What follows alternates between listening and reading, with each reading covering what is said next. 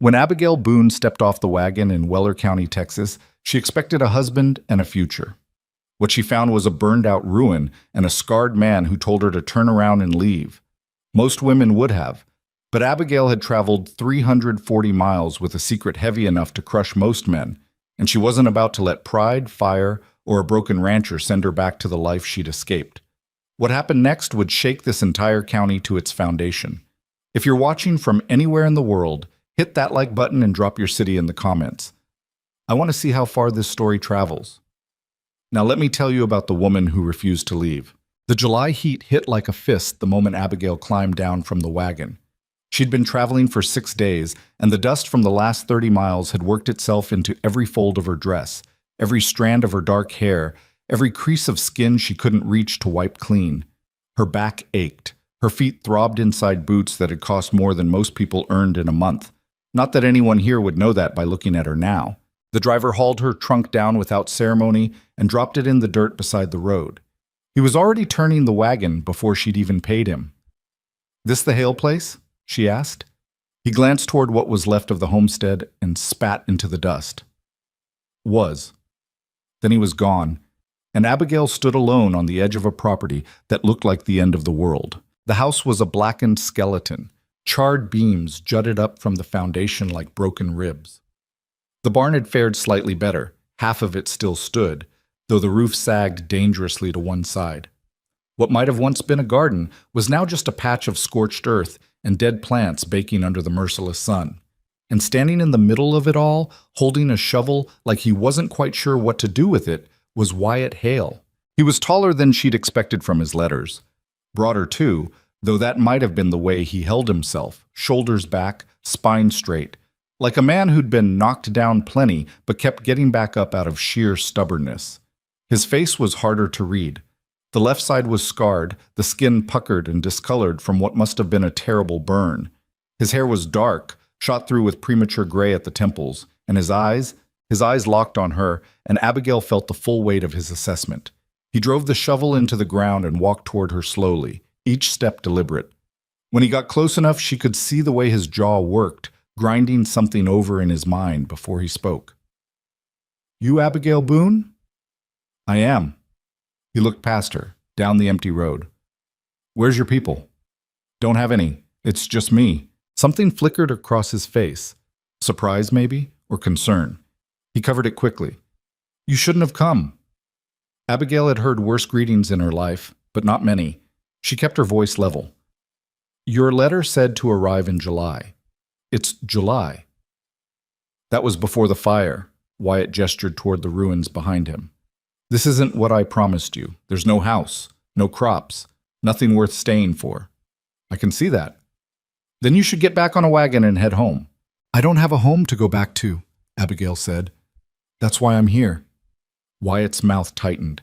He looked at her for a long moment, and she could practically hear him calculating, weighing what he owed her against what he could actually provide. Finally, he shook his head. "I can't give you what you came for. I've got nothing. You understand? I'm telling you straight, there's no good reason for you to stay." Abigail bent down, gripped the handle of her trunk, and dragged it off the road toward what was left of the barn. It was heavier than it looked, packed with everything she owned that mattered, and by the time she'd hauled it 10 feet, her arms were shaking, but she'd be damned if she'd ask for help now. Wyatt caught up to her in 3 strides. "What are you doing?" "Finding a place to sleep." "Did you hear what I said?"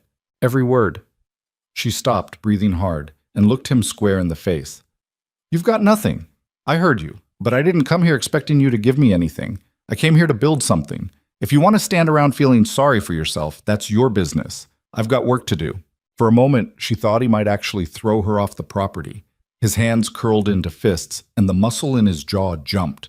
But then he grabbed the other end of her trunk and helped her carry it the rest of the way to the barn without another word. Inside it was dim and stifling. The air smelled like smoke and old hay. Half the stalls were collapsed, but one corner looked relatively intact. Enough space for a bedroll in her trunk, at least. Wyatt set down his end of the trunk and stepped back, putting distance between them like she might be contagious. "There's a creek a 1/4 mile that way," he said, nodding toward the east. "Water's clean. I've been sleeping out there under the cottonwood since the fire. You can have the barn. Where will you sleep? I'll figure it out. Don't be ridiculous. The barn's big enough for both of us. His expression darkened. That's not proper. Neither is sleeping outside when there's shelter available. Abigail brushed dust off her skirt, though it didn't make much difference. We're going to be married, aren't we? Might as well get used to each other. We're not getting married. Why not? Because I just told you I've got nothing to offer you. And I told you I didn't come here expecting to be offered anything. She opened her trunk and started pulling out her belongings. 2 extra dresses, a few books, a sewing kit, a small wooden box she didn't open. If you're trying to scare me off, you're wasting your time. I don't scare easy. Wyatt stared at her like she'd sprouted a second head. You always this stubborn? Only when people try to tell me what I should or shouldn't do with my own life. He let out a sound that might have been a laugh or might have been something darker. You're going to regret this. Maybe, Abigail said, but that'll be my regret to carry, won't it? She learned quickly that Wyatt wasn't the silent type because he didn't have anything to say. He was silent because he'd stopped believing anyone wanted to hear it. That first night, they sat on opposite sides of the barn while the temperature finally dropped below unbearable. Abigail ate the last of the dried beef she'd brought from Cincinnati. Wyatt gnawed on something that looked like jerky but might have been boot leather.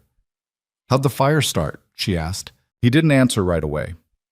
When he finally did, his voice was flat. Lightning strike. Dry summer. Whole place went up in under an hour. You tried to stop it. How'd you know that? Your hands, she said, and your face. Wyatt's jaw tightened, and he turned away slightly, like he could hide the scarring if he just angled himself right. Wasn't enough. You're still alive, that's something. Doesn't feel like it most days. Abigail knew that feeling. She'd carried it herself for longer than she cared to admit, but she didn't say that out loud. Instead, she asked, What are you going to do now? Rebuild, I guess, if I can scrape together the money. How much do you need? Wyatt looked at her sharply. Why? Because I'm asking. I don't take charity. I wasn't offering any. I was asking a question. She met his gaze without flinching. If we're going to rebuild this place, I need to know what we're working with. We? Unless you plan on doing it all yourself. I don't need your help. That's not what I asked. Abigail leaned forward slightly. I asked what you need to rebuild. Timber, nails, tools, labor. Give me a number. Wyatt stared at her for a long time. Then he named a figure that was probably half of what it would actually cost, because men like him always underestimated and overworked themselves trying to make up the difference. Abigail nodded. All right, we'll start in the morning. With what money? I've got some saved. How much? Enough. That's not an answer. It's the only one you're getting tonight, she said. Now go to sleep. We've got a long day tomorrow. The next morning, Wyatt found Abigail already awake, dressed in the kind of practical work clothes he hadn't expected her to own, standing in the middle of the burned-out house with a notebook in her hands. What are you doing? Taking inventory. She didn't look up. Foundation's intact on the north and west sides. East side's cracked, but salvageable. South side's a loss. We'll have to rebuild from scratch. Chimney's still good, though. That'll save us time and money. You know about construction? I know about problem solving. She flipped a page. How much timber do you have left? Not much. Maybe enough for framing one wall? Then we'll need to buy more. There's a mill in town, 20 miles south, but I already told you, you don't have the money. I heard you. Abigail finally looked up. But I do. So unless you plan on standing here arguing with me for the next 3 months while the summer passes and the weather turns, I suggest you hitch up whatever you're using for transportation and we go place an order. Wyatt opened his mouth, closed it, opened it again. You're serious? Do I look like I'm joking? She didn't. She looked like a woman who'd already made up her mind and wasn't interested in debate. It was the kind of look that probably got her into trouble back wherever she'd come from. Cincinnati, he remembered from her letters. A city woman. He should have known better than to send for a city woman. But he'd been desperate and lonely and stupid, and now here she was telling him how to rebuild his own damn house. Fine, he said, but I'm paying you back. Every cent. We'll discuss terms later. We'll discuss them now. Abigail sighed. You're not going to let this go, are you? No. All right, you'll pay me back by teaching me how to run this place properly. I don't know the first thing about ranching, and I'm not interested in being dead weight. Deal? It wasn't the deal he'd wanted, but it was better than charity. Wyatt nodded slowly. Deal. Good. Now go hitch up the wagon. We're losing daylight. The town of Weller's Cross was exactly what Abigail expected. One main street, a handful of businesses, and more judgment per capita than anywhere she'd been outside of Cincinnati society parties. People stared the moment the wagon rolled in. Women whispered behind their hands. Men stopped what they were doing to get a better look. By the time Wyatt pulled up in front of the general store, Abigail felt like she'd been stripped naked and examined for defects. She climbed down from the wagon without waiting for help. Inside the store, a thin man with wire-rimmed spectacles looked up from his ledger. His eyes went from Wyatt to Abigail and back again, and his expression shifted through several emotions in quick succession: surprise, curiosity, calculation. Wyatt, didn't expect to see you in town again so soon. Need to place an order for timber and some other supplies. The shopkeeper's gaze slid back to Abigail. This the woman you sent for? Abigail Boone, she said, extending her hand. Pleased to meet you, Mr. Davies. Ernest Davies. He shook her hand briefly like he wasn't sure it was appropriate. I heard Wyatt was expecting someone, but after the fire, I figured. He trailed off, suddenly uncomfortable. I'm still here, Abigail said, and we need timber, nails, tar paper, window glass, and a new stove if you can source one. Davies blinked. That's quite a list. Can you fill it or not? I can, but... He looked at Wyatt. Can you pay for it? Before Wyatt could answer, Abigail opened her handbag and placed 3 $20 gold pieces on the counter. The coins gleamed in the afternoon light streaming through the store's front window. Davies stared at them. So did Wyatt. Will that cover the initial order? Abigail asked. That'll cover... Yes, ma'am. That'll cover it, and then some. Good. We'll need delivery within the week. Is that manageable? I'll make it manageable. Abigail smiled. Excellent. We'll be back in a few days to check on the progress. She turned and walked out of the store before anyone could ask questions she didn't want to answer. Behind her, she heard Davies say something to Wyatt in a low voice, but she didn't catch the words. Probably something about where a woman like her got that kind of money. Let them wonder. Wyatt caught up to her at the wagon. His face was unreadable, but his voice was tight. Where did you get that money? I told you. I had some saved. Nobody has that much saved, not unless... He stopped himself. Unless what? Nothing. Say it. Wyatt's hands curled around the edge of the wagon. Unless they've got a reason to run, unless they're hiding something. Abigail felt the words land like stones in her chest. She'd known this would come eventually. Men always assumed the worst about women with money, that they'd stolen it, married into it, hoard for it. Anything except the possibility that they'd earned it themselves. I'm not hiding anything illegal, she said quietly, and I'm not running from the law. But if you're going to stand there and accuse me of something just because I had the foresight to bring more than a carpetbag and good intentions, then maybe you were right earlier. Maybe I should get back on a wagon and leave. She climbed onto the seat and waited. Wyatt stood there for a long moment, wrestling with something internal. Finally, he hauled himself up beside her and took the reins without a word. They rode back to the homestead in silence. The timber arrived 4 days later, hauled by a surly freight driver who made it clear he didn't appreciate the extra trip. Wyatt and Abigail spent the better part of a morning unloading it, stacking the boards in neat piles near the foundation. By noon, Abigail's hands were blistered and her back ached in places she'd forgotten existed. But she didn't stop, didn't complain, just kept working, board after board, until the wagon was empty and the driver was gone. Wyatt watched her out of the corner of his eye. She caught him at it more than once. Something on your mind? She asked, wiping sweat from her forehead. You didn't have to do that. Do what? The heavy lifting. I could have managed. I'm sure you could have, but it goes faster with 2 people. You're going to hurt yourself. Abigail held up her blistered palms. Too late. But I'll live. Wyatt crossed the distance between them in 2 strides and took her hands in his. His grip was careful, almost gentle, as he examined the raw skin. You should have worn gloves. Didn't think to bring any. I've got an extra pair in the barn. Use them tomorrow. Tomorrow? We start framing the house. If you're serious about helping. Abigail met his eyes. I'm serious. Something shifted in his expression. Not quite trust, but maybe the first small crack in the wall he'd built around himself. He released her hands and stepped back. Then we'd better get some food in us. Going to be a long summer. They fell into a rhythm over the next 2 weeks. Up before dawn, working until the heat became unbearable, taking shelter during the worst of the afternoon, then back at it until the light failed. Abigail learned to measure twice and cut once, to drive nails without bending them, to read a level and trust what it told her. Wyatt learned that she didn't quit when things got hard, didn't shy away from the ugly work, didn't expect to be treated like something fragile. Slowly, so slowly she almost didn't notice, the house began to take shape again. The frame went up first, raw and skeletal but solid. Then the roof. Tar paper stretched tight and nailed down against the wind.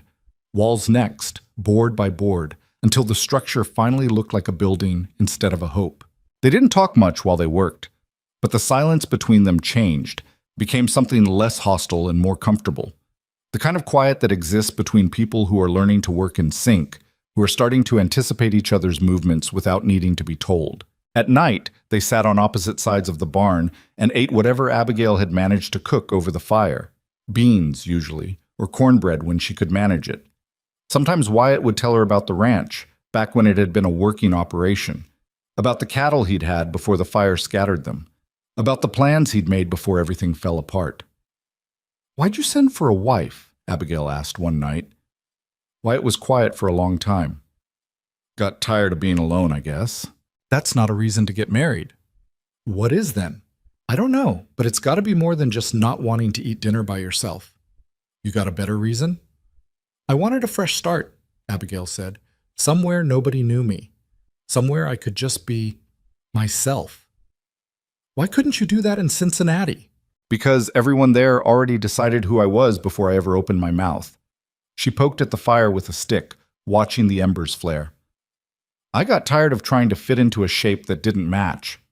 Wyatt nodded slowly, like that made sense to him. "I get that." "Do you?" "People look at me and see the scars," he said. "That's all they see. Doesn't matter what I say or do. They've already made up their minds about what I am." Abigail looked across the fire at him. In the flickering light, the scarring on his face looked less severe. Or maybe she was just getting used to it. "What are you then?" "Stubborn, mean when I need to be, not much good at talking." He met her eyes. "But I keep my word, and I don't quit." "Neither do I." "I'm starting to see that." On a Sunday morning, 3 weeks after Abigail's arrival, they rode into town for more supplies. This time, the stares felt different. Less openly hostile and more speculatively curious. People were starting to talk about the house going up, about the strange widow from Cincinnati who worked like a hired hand, about whether Wyatt Hale had finally lost his mind or found his match. They were in the general store when Judge Holloway walked in. Abigail recognized power the moment she saw it. Holloway was 60, if he was a day, silver-haired and well-dressed in a way that said money without shouting it. He carried himself like a man who'd never been told no and wouldn't know what to do with the word if he heard it. His eyes found Wyatt immediately. "Hale, heard you've been busy out at the old place." "Rebuilding," Wyatt said. His voice had gone flat again. "Careful." "So I hear." Holloway's gaze slid to Abigail. "And you must be the woman everyone's talking about." "Abigail Boone." "Judge Mortimer Holloway." He didn't offer his hand. "I own most of the land south of your property. Been thinking about expanding north. You wouldn't be interested in selling, would you, Hale?" "No." "Shame. I'd make you a fair offer." "Not interested." Holloway's smile didn't quite reach his eyes. "Well, if you change your mind, you know where to find me. Though I imagine things might get difficult for you out there, come winter. Big property for 2 people to manage alone." "We'll manage fine," Abigail said. Holloway looked at her properly for the first time. Something calculating moved behind his expression. "I'm sure you will, Mrs. Boone. Or is it Miss?" "It's Abigail." "Abigail, then." He tipped his hat. "Welcome to Weller County. I'm sure we'll be seeing more of each other." He left without buying anything. Wyatt's hands were clenched tight on the counter. He's going to be a problem. What does he want? Water. My property sits on one of the best creek sources in the county. He's been trying to buy me out for 2 years. And you won't sell. I'd burn it down before I'd let him have it. Abigail studied Wyatt's face, the set of his jaw, the anger barely controlled beneath the surface. There's more to it than water. He testified against my brother in a land dispute 5 years back. Got him thrown off a claim he'd worked for a decade. My brother died that winter. Exposure and pneumonia. Wyatt's voice was low and dangerous. Holloway knew what he was doing. He knew my brother had nowhere else to go. Didn't matter to him. I'm sorry. Don't be. Just be ready. Because he's not going to stop until he gets what he wants, or we stop him. The house was habitable by mid-August. It wasn't finished. There were still gaps in the floorboards, and the windows were just canvas tarps until the glass arrived. But it had walls, a roof, and a door that latched. After 6 weeks of sleeping in the barn, it felt like a palace. That first night in the new house, Abigail cooked a proper meal. Chicken she'd bought in town, potatoes, fresh bread. They ate at the table Wyatt had built from scrap lumber, sitting in chairs that wobbled slightly but held their weight. Not bad, Wyatt said around a mouthful of chicken. I've had practice. You cook for yourself back in Cincinnati? Among other things. You ever going to tell me what you did back there? Abigail set down her fork. I ran a business, bought and sold property, mostly, fixed up houses that were falling apart, and sold them to people who needed them. Wyatt stopped chewing. That's how you got the money. That's how I got the money. Why didn't you just say so? Because every time I tell a man what I do, he stops seeing me as a person and starts seeing me as something to either marry for money or avoid entirely. I wanted to see if you could just see me first. I do see you. Do you? Wyatt leaned back in his chair. I see a woman who's too stubborn to know when to quit, who works harder than most men I know, who can cook a decent meal and drive a nail straight, and doesn't complain when things get hard. He paused. I see you, Abigail. I just didn't know there was money attached to it. Does it change anything? Should it? It always has before. Wyatt considered that. I won't lie. It makes me uncomfortable, feels like I'm taking advantage. You're not. How do you figure? Because I chose to come here. I chose to help rebuild this place. Nobody forced me. Nobody tricked me. I made a decision with my own money and my own time, and if you respect me the way you say you do, you'll respect that decision too. Wyatt looked at her for a long moment. Then he nodded once. All right. All right? All right. Your money, your choice. He picked up his fork again. But I'm still paying you back. I never doubted you would. By September, the house had glass in the windows and a stove that worked. The garden, what was left of it, had been replanted, though it was too late in the season for much to grow. Wyatt fixed the barn roof and patched the walls.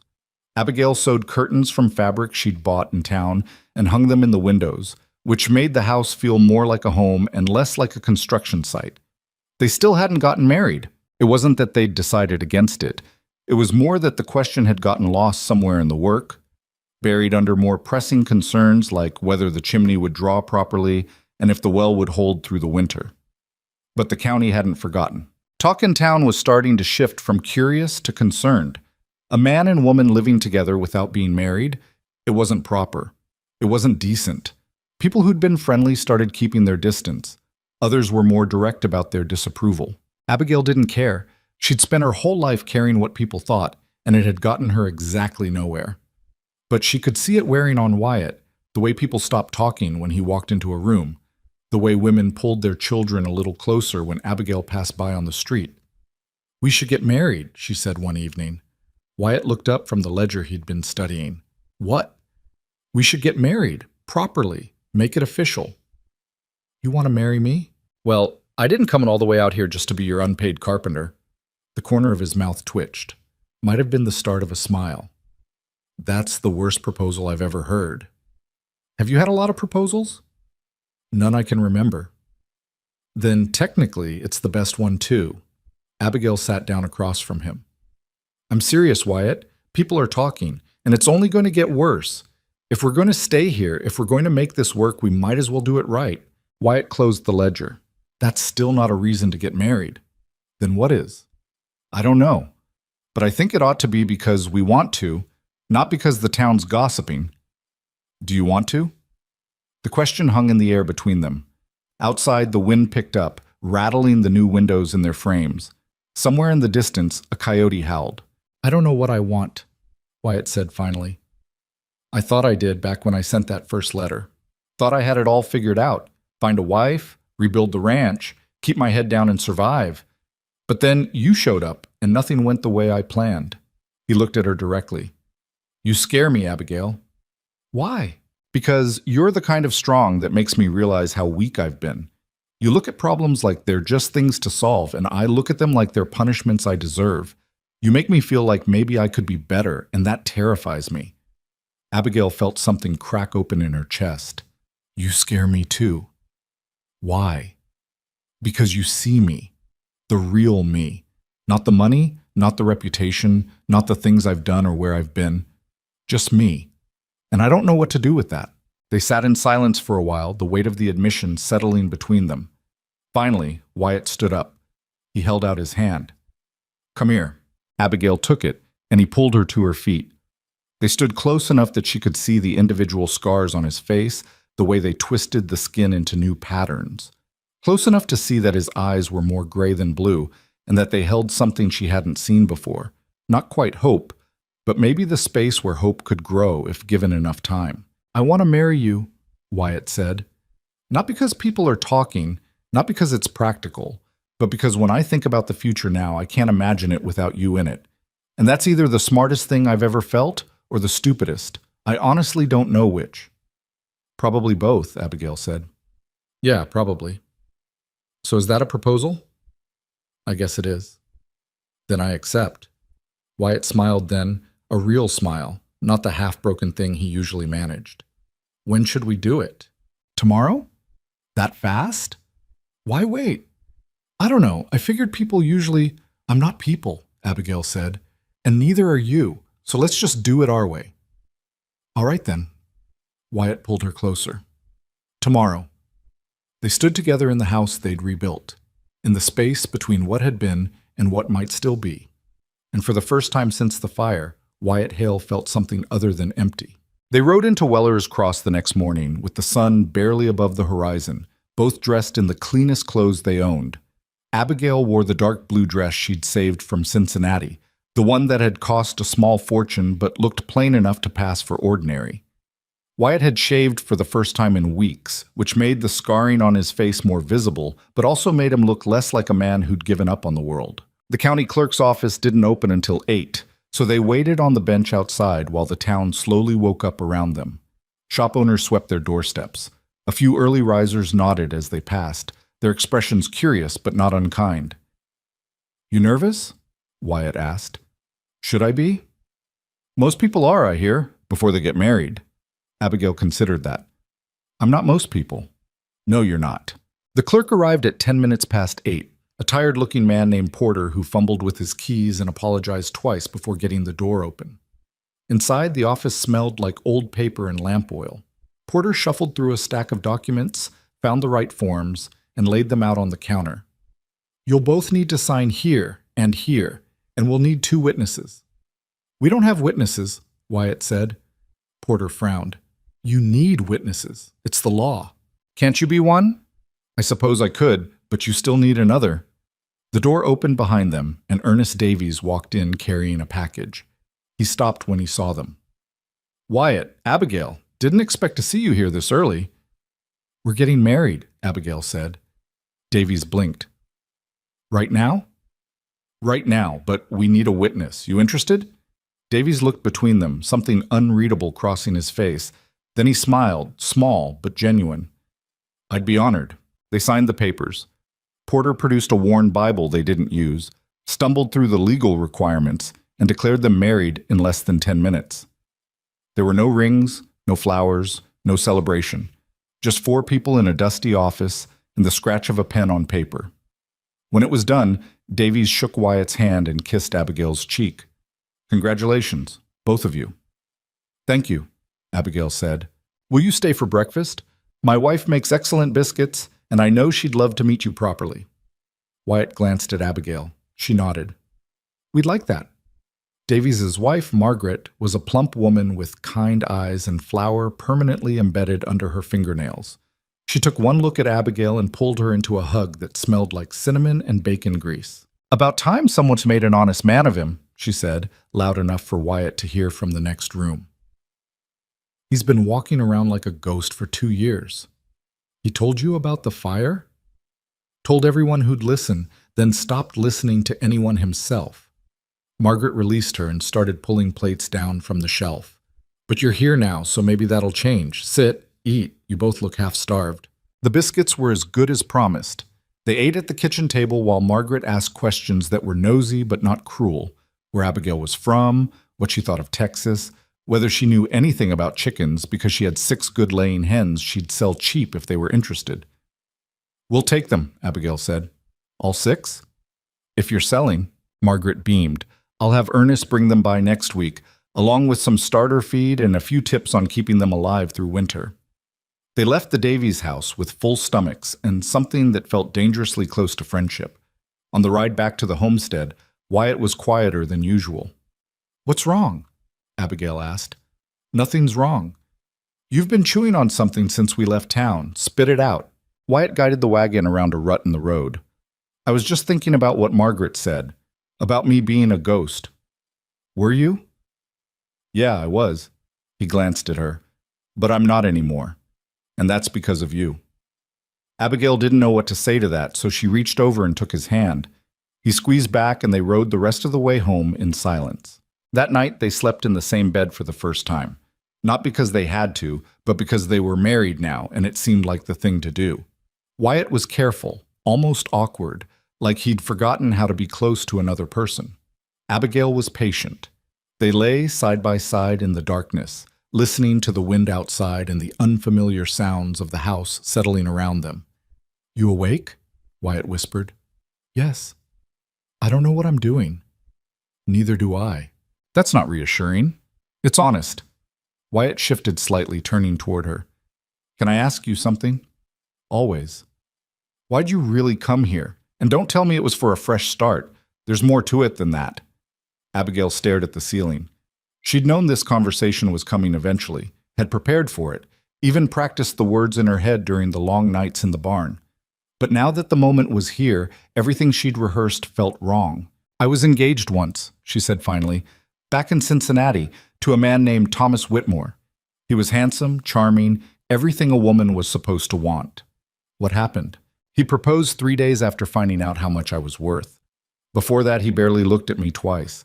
After that, he couldn't do enough for me. Flowers every day. Love letters. Grand gestures." She paused. "I said yes because I thought maybe I could make myself believe it was real. Maybe if I tried hard enough, I could convince myself he actually saw me. But he didn't. No. He saw a bank account with a heartbeat." Abigail turned her head to look at Wyatt. "One night, about a month before the wedding, I overheard him talking to his brother. They were drunk, laughing about how Thomas would never have to work another day in his life once we were married. How he'd already picked out a house to buy with my money. How I should be grateful anyone wanted to marry me at all, looking the way I did." Wyatt's hand found hers in the darkness. "What'd you do?" "I broke off the engagement the next morning, told him exactly what I'd heard. He denied it at first, then got angry when he realized I wasn't backing down. Said I was ungrateful. Said I'd die alone because no man would want me for anything except my money." Her voice stayed steady, but Wyatt could feel her hand trembling slightly. "So I decided he was right. If that's all anyone was going to see, I'd find somewhere nobody knew me. Somewhere I could be just a woman with a trunk and a train ticket." "That why you didn't tell me about the money?" "Yes. I wanted to see if you could look at me without calculating what I was worth." And you did. You looked at me like I was an inconvenience and a puzzle, but never like I was a prize to be won." She squeezed his hand. "That's why I stayed." They lay there in the darkness, hands clasped, 2 people who'd found each other by accident and were still figuring out what that meant. "For what it's worth," Wyatt said quietly, "Thomas Whitmore is an idiot." Abigail smiled. "I'm starting to think so too." The work didn't stop just because they were married. If anything, it intensified. The garden needed winterizing. The barn needed reinforcement before the first snow. Fences had to be mended where cattle had broken through before the fire. And there were still a dozen small repairs on the house that needed attention before cold weather set in. They worked side by side, dawn to dusk, until their hands were raw and their backs ached, and they fell into bed too exhausted to do anything but sleep. But something had changed between them. The careful distance that had existed before was gone, replaced by an ease that came from shared purpose and growing trust. Wyatt taught Abigail how to ride properly, how to read the weather, how to tell good timber from bad. Abigail taught Wyatt how to read, really read, not just puzzle out words on a page. They spent evenings at the kitchen table with books she'd brought from Cincinnati, Wyatt sounding out sentences while Abigail corrected his pronunciation and explained words he didn't know. "Why didn't you learn this as a kid?" she asked one night. "Didn't go to school much. My father needed help with the cattle, and my mother died when I was 8. After that, it was just work." He traced a finger under the line of text, concentrating. "Always meant to learn, just never got around to it." "You're learning now. Because you're making me.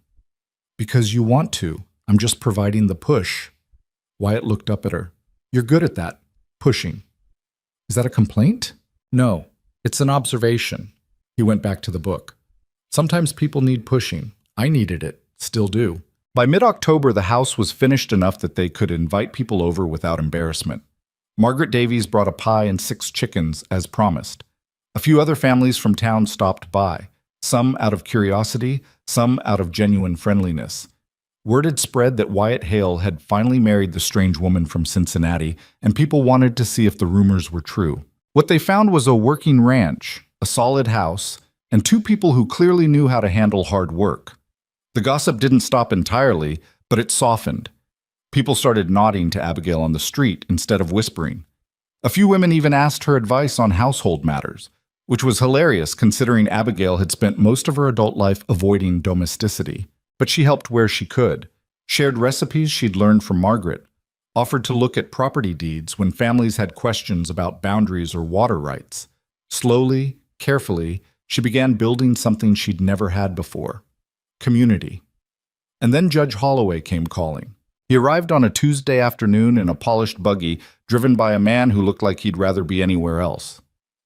Abigail was in the garden pulling up the last of the dead plants when she heard the wheels on the drive. She straightened, wiped her hands on her apron, and walked around to the front of the house. Holloway climbed down from the buggy like he owned the place. He tipped his hat to her, all politeness and cold eyes. "Mrs. Hale, I hope I'm not interrupting." "What can I do for you, Judge?" "I wanted to congratulate you on your marriage, and to welcome you properly to Weller County." "That's kind of you. I also wanted to discuss a business matter, if you have a moment." Abigail crossed her arms. "What kind of business matter? May I come inside?" "My husband's not here right now. He's fixing fence on the south pasture. Actually, it's you I wanted to speak with." Holloway smiled, but it didn't reach his eyes. "I've been making inquiries about you, Mrs. Hale. Cincinnati's not so far away that news doesn't travel. I understand you were quite successful in property development back east." Abigail felt something cold settle in her stomach. And I'm always interested in working with capable people. I have several projects that could benefit from someone with your expertise. I'd be willing to offer a generous partnership." "I'm not interested." "You haven't heard my offer yet." "I don't need to." "I'm not interested in partnerships with men who've spent the last 2 years trying to steal my husband's land." Holloway's smile thinned. "That's a harsh characterization." "Is it inaccurate?" "Wyatt and I have had our disagreements, but business is business, and I think you understand business better than he does." He stepped closer. "You're a smart woman, Mrs. Hale. Smart enough to know that this ranch is barely profitable even in good years. Smart enough to see that you're married to a man with more pride than sense. I could make you an offer that would set you both up comfortably for life. All you'd have to do is convince him to sell." "Get off my property." "Mrs. Hale, I said get off my property now." Holloway studied her for a long moment. Then he put his hat back on and climbed into his buggy. "I'm disappointed, Mrs. Hale. I thought you had better judgment than this.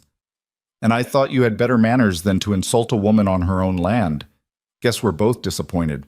He left without another word, But Abigail stood watching until the buggy disappeared down the road. Her hands were shaking, not from fear, but from rage. She'd dealt with men like Holloway before, men who thought money and power meant they could take whatever they wanted, men who smiled while they sharpened their knives. When Wyatt came home that evening, she told him everything. He listened without interrupting, his expression growing darker with every word. When she finished, he was quiet for a long time. "He's escalating," Wyatt said finally. "What do you mean?" "First he tried to buy me out directly. When that didn't work, he started spreading rumors, trying to make life difficult. Now he's going after you, trying to split us up or turn you against me." Wyatt paced the length of the kitchen. "He's not going to stop, Abigail. Not until he gets what he wants or we're gone. Then we make sure he doesn't get what he wants." "How?" "I don't know yet, but I'll figure it out." She caught his arm, stopping him mid-pace. "We didn't rebuild this place just to hand it over to a man like that. We'll fight him, together." Wyatt pulled her close, resting his forehead against hers. "I don't want you caught in the middle of this." "I'm not in the middle. I'm standing right beside you. There's a difference." "He's dangerous, Abigail. He's got money, influence, the law on his side. We've got each other," she finished. "We've got each other. And I've dealt with dangerous men before. They're all the same underneath. They only have power if you let them scare you. And I'm not scared." "You should be." "Maybe. But I'm angry instead, and anger's more useful." Wyatt almost smiled. "You're something else. You know that?" "So you keep telling me." The first frost came in early November, turning the grass silver and making the morning so cold that getting out of bed felt like a physical punishment. They spent those mornings huddled close to the stove, drinking coffee and planning the day's work while their breath fogged in the air. The chickens Margaret had sold them turned out to be decent layers. Abigail collected eggs every morning, then used them for breakfast or traded them in town for supplies. It wasn't much, but it was something, a small income, proof that the ranch could sustain itself if they were careful. Wyatt spent most of November reinforcing the barn and building a proper chicken coop. Abigail helped when she could, but she was also making trips into town more often now, quietly asking questions about property law, water rights, and the exact boundaries of their land versus Holloway's holdings. What she learned wasn't encouraging. Holloway owned more than she'd realized. Not just land, but pieces of the town itself. The bank, the lumber mill, half the businesses on Main Street. He'd been buying up property for years, slowly consolidating power until he was effectively the law in Weller County, regardless of what any judge's gavel said. But he had weaknesses too. She found them in public records, in conversations with shopkeepers, in the nervous way people talked about him when they thought no one was listening. He'd made enemies, cut corners, bent rules until they nearly broke, and most importantly, he'd gotten careless, used to winning so often that he'd stopped covering his tracks properly. Abigail filed every piece of information away, building a picture in her mind of how Holloway operated and where he was vulnerable. She didn't tell Wyatt about most of it, not yet. Not until she had something concrete they could use. In early December, a letter arrived from Cincinnati. Abigail recognized the handwriting immediately. Her former business partner, Catherine Mills, one of the few people from her old life she'd stayed in contact with. The letter was short and to the point. Thomas Whitmore had gotten married, to a woman whose family money made Abigail's fortune look modest. They were building a mansion on the edge of town and throwing parties every weekend for Cincinnati's elite. Abigail read the letter twice, then burned it in the stove. "Bad news?" Wyatt asked. "Old news. Nothing that matters anymore." But that night, she lay awake longer than usual, thinking about the life she'd left behind. The parties she'd hated. The constant performance of being someone she wasn't. The suffocating weight of other people's expectations. Then she thought about the house she and Wyatt had rebuilt together, the chickens squawking in the coop outside. The way Wyatt's reading was improving week by week, the calluses on her hands that marked real work instead of decorative accomplishment. She wouldn't go back to Cincinnati for any amount of money. Christmas came and went quietly. They couldn't afford much in the way of gifts, so they gave each other practical things: new gloves, a knife with a good blade, books borrowed from the small lending library Davies kept in the back of his store. Margaret invited them for dinner, and they spent the evening with the Davies family and a few other couples from town, eating too much and laughing at stories that weren't quite as funny as everyone pretended. It was ordinary, simple, Nothing like the elaborate Christmas celebrations Abigail had endured in Cincinnati with their forced gaiety and expensive emptiness. It was perfect. On the way home, snow began to fall, light flurries that caught in Abigail's hair and melted against Wyatt's scarred cheek.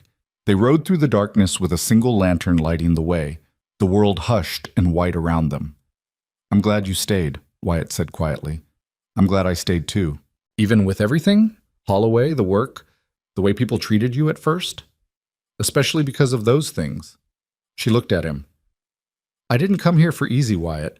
I came here to build something real. And that's what we're doing." He reached over and took her hand. They rode the rest of the way like that, hands clasped, two people against the winter dark. But the peace didn't last. In January, Holloway struck. It started with the bank. Wyatt had borrowed a small amount before the fire to buy seed cattle. He'd been paying it back slowly but consistently, never missing a payment despite everything. But suddenly the bank wanted the full amount, immediately. No warning, no negotiation. Wyatt came home from town with a face like thunder. They want $200 by the end of the month or they're foreclosing. Abigail set down the bread dough she'd been kneading. "Can we pay it?" "Not without selling off everything we've got. And even then, I'm not sure we'd have enough." "Holloway's behind this." "Of course he is. He owns the bank." Wyatt slammed his fist on the table. "I've been paying that loan for 2 years, never missed a payment, not once. And now suddenly they want it all at once? It's him. He's forcing us out." "Then we'll find another way." "There is no other way, Abigail. We don't have that kind of money." She looked at him steadily. "I do." "No." "Wyatt," I said no. "I'm not taking your money to pay off my debts. That's not how this works." "Then how does it work? You lose everything because you're too proud to let me help?" "I'll figure something out." "There's nothing to figure out. We pay the loan, we keep the ranch. It's simple." "It's not simple." Wyatt was pacing now, angry and trapped. "Don't you get it? If I take your money, then everything we've built here is just you buying my freedom. I'll be just like that bastard Thomas, living off your fortune." "You're nothing like Thomas." "How do you know?" "Because you're arguing with me instead of thanking me. Because you'd rather lose everything than take something you didn't earn. Because you see the money as a problem instead of a solution." She crossed the room and grabbed his arm, forcing him to stop pacing. "Thomas would have already spent every cent I had and been looking for more. You're terrified of touching a single dollar. You're not the same, not even close." Wyatt's shoulders sagged. "I don't know how to do this." "Do what?" "Accept help. I've been on my own for so long, I don't know how to let someone else carry part of the weight." "Then learn." "Because that's what marriage is.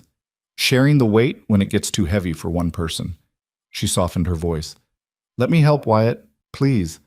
Not because you need saving, but because we're partners, and this is what partners do." He stood there for a long moment, pride and practicality warring across his face. Finally, he nodded. Small, reluctant, but real. "All right, but I'm paying you back. Every cent. I don't care how long it takes." "I know you will." "And I'm going after Holloway. He wants a fight. He's going to get one." "Good," Abigail said. "Because I'm right there with you." They paid off the loan the next morning, walking into the bank with a money order from Abigail's Cincinnati account and watching the clerk's face go pale when he saw the amount. He stuttered something about needing to verify the funds, disappeared into the back office, and returned 10 minutes later with a receipt and an expression like he'd just witnessed something impossible. "The account is settled in full," he said, sliding the paperwork across the counter. "No outstanding balance. Make sure Judge Holloway knows that," Wyatt said. The clerk swallowed hard. "Yes, sir." They walked out of the bank into bright winter sunlight, and Wyatt felt something shift in his chest. Not relief exactly, more like the easing of pressure he'd been carrying so long, he'd forgotten it was there. "Thank you," he said once they were back on the wagon. "You don't have to thank me." "Yeah, I do." He picked up the reins but didn't snap them yet. "I've spent 2 years feeling like I was drowning, like no matter what I did, it wouldn't be enough. And then you showed up and suddenly I could breathe again. So yeah, I have to thank you, even if it makes me uncomfortable." Abigail reached over and squeezed his hand. "You're welcome. Now let's go home before Holloway hears about this and decides to do something else stupid." But Holloway had already heard. By the time they got back to the ranch, he was waiting for them, sitting on their porch like he'd been invited. Wyatt's hand went to the rifle under the wagon seat. Abigail put her hand on his arm. Wait, he's on our property. I know, but let's see what he wants first. Could be he's here to concede. Men like him don't concede. Then let's find out what they do instead. They climbed down from the wagon together. Holloway stood as they approached, brushing invisible dust from his coat. His expression was pleasant, but his eyes were cold. Mr. and Mrs. Hale, I hope you don't mind the intrusion. Actually, we do, Abigail said. What do you want? I wanted to congratulate you on settling your debt with the bank. That was quite a sum to come up with on such short notice. We managed. So I see. Holloway clasped his hands behind his back. I have to admit, I'm curious. Where does a woman like you get access to that kind of money? Your husband certainly doesn't have it. That's none of your business, Wyatt said. Isn't it? I've made some inquiries, Mrs. Hale, about your background, your business dealings in Cincinnati, the properties you owned, the rather substantial fortune you seem to have accumulated. He smiled. Fascinating story. A woman making that much money on her own. Very unusual. Makes a person wonder how you really earned it. Abigail felt the insinuation land like a slap. She kept her voice level. I bought properties that were undervalued, fixed them up, and sold them for a profit. It's called business. Maybe you've heard of it. Oh, I've heard of it. I've also heard other stories about wealthy men who invested in your ventures, about how you had a particular talent for convincing them to part with their money. Wyatt took a step forward. Get off our land. I'm simply making conversation. No, you're making accusations. And if you don't leave right now, I'm going to throw you off this porch myself. Holloway's pleasant expression finally cracked. You're making a mistake, Hale. Both of you. I've been patient, tried to handle this civilly. But if you insist on being difficult, I can be difficult too. And I promise you I'm much better at it than you are. Is that a threat? Abigail asked. It's a fact. Holloway walked down the porch steps. You may have saved your ranch today, but this isn't over. Not by a long shot. Enjoy your victory while it lasts. He climbed into his buggy and left, but the air felt heavier after he was gone, like a storm building on the horizon. Wyatt waited until the buggy disappeared, then turned to Abigail. What did he mean about men investing in your ventures? Exactly what I told him. I ran a business. Sometimes I needed investors to buy larger properties. That's how it works. But the way he said it was designed to make you doubt me. That's what men like him do. They plant seeds, make you question everything, turn you against the people on your side. She looked at him directly. So I'm going to ask you straight. Do you trust me? Wyatt didn't answer right away. Abigail watched doubt and loyalty fight across his face. Finally, he nodded. Yeah, I trust you. Then that's all that matters. Whatever Holloway thinks he knows or thinks he can prove, it doesn't change anything between us. Understood? Understood. But Abigail could see the question mark lingering in his eyes, the small crack Holloway had opened. She'd have to deal with that later. Right now, they had bigger problems. That night, Abigail pulled out every piece of paperwork she had from Cincinnati. Property records, business documents, bank statements. She spread them across the kitchen table and went through each one, looking for anything Holloway could use against her. The truth was complicated but not scandalous. She'd started with a small inheritance from her mother, $500 saved over years of careful household management.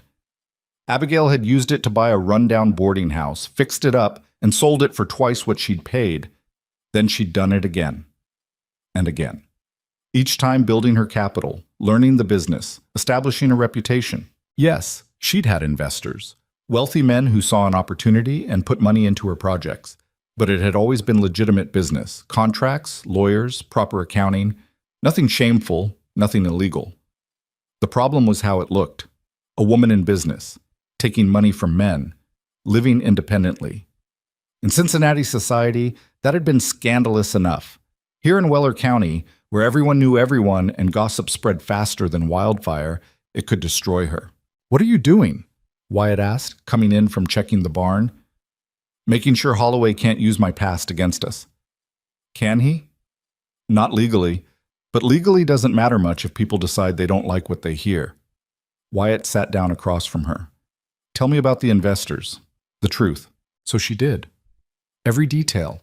Every transaction, every man who'd put money into her projects and taken a return when the property sold. It took an hour to explain it all, and by the end, Wyatt was quiet. "That's it?" he finally asked. "That's it?" Then what's Holloway going to say that's worse than the truth?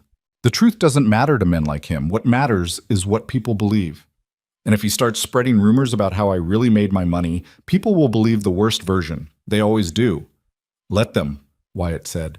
"We know the truth. That's enough." "Is it? Because you looked pretty uncertain on the porch today." Wyatt had the grace to look embarrassed. "I'm sorry. It's just, you've got to understand. Everything about you is bigger than anything I've dealt with before. Your money, your past, the way you think about things. Sometimes it's hard to believe you're real. And then Holloway says something, and for a second I wonder if maybe I don't know you as well as I thought." "You know me better than anyone ever has," Abigail said quietly.